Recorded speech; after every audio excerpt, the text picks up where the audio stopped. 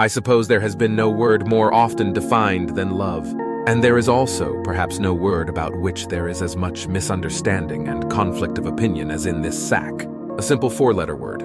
I think we can start, perhaps by a study of affection as it is found in Neoplatonism, which I think was a wonderful combination of philosophy and mysticism. It flourished in both Athens and Alexandria in the opening years, the Christian era, and certainly considerably affected early Christian mysticism.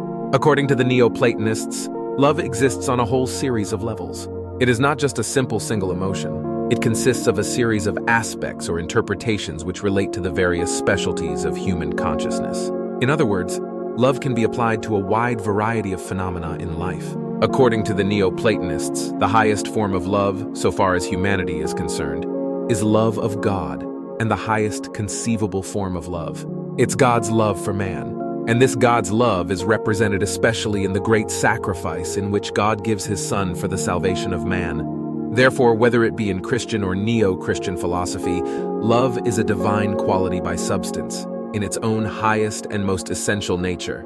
It is therefore a certain solicitude, a deep and abiding emotional attachment by which the individual expresses devotion through conduct, through the service of the beloved. This was the foundation of both Platonic and Neoplatonic definition of love, and it passes through a whole series of modifications. Next to the love of God, where do we turn? The Neoplaton has said, the next love in importance is the love of truth. Truth becomes the most precious thing available to the human being on his own level of existence. Truth must be regarded as the thing or power that heals all wounds, that reveals to man fully and clearly the affection of God for him. Truth, therefore, represents a series of realities in existence which were placed there for the salvation of living things.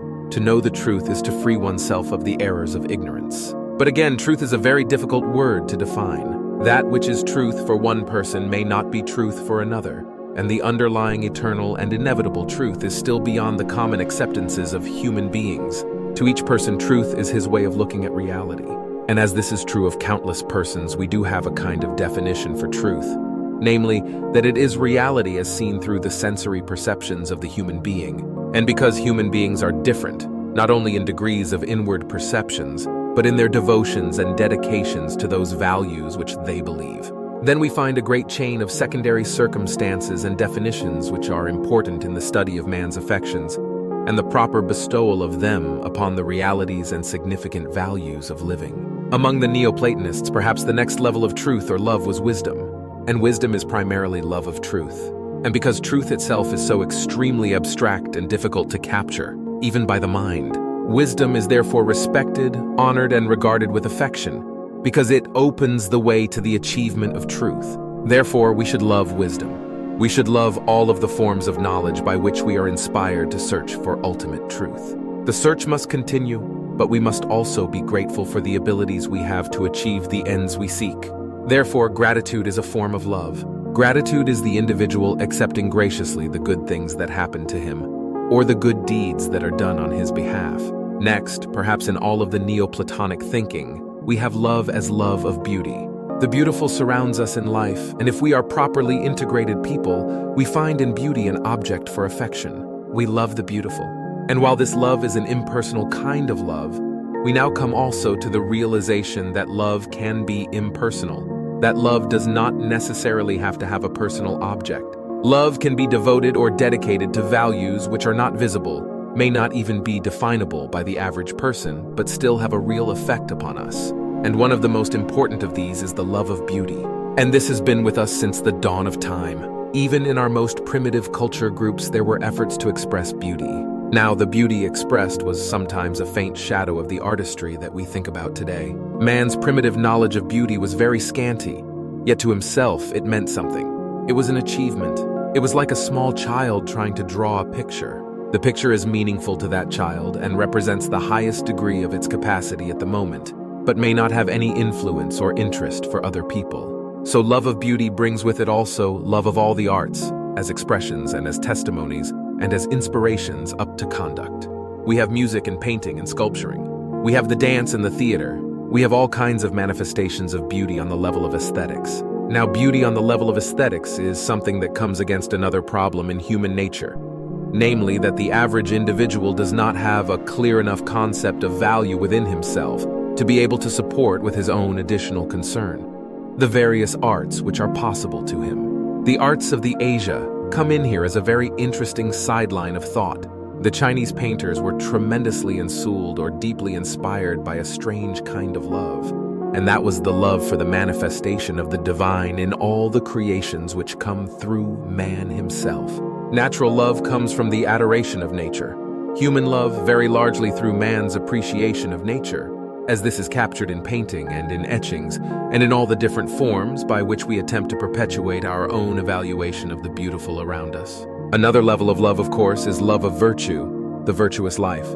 The effort of the individual to live upon the highest level of his attainments constitutes a level of appreciation relating to love. Love, therefore, must love the good, must serve the beautiful, and must recognize the eternity of the One. These things together constitute a triad of attributes by which it is possible to more or less arrive at a working definition of infinite affection. Now, as we go down the line still further, we come to various forms which we distinguish in ourselves, and among these are human relationships.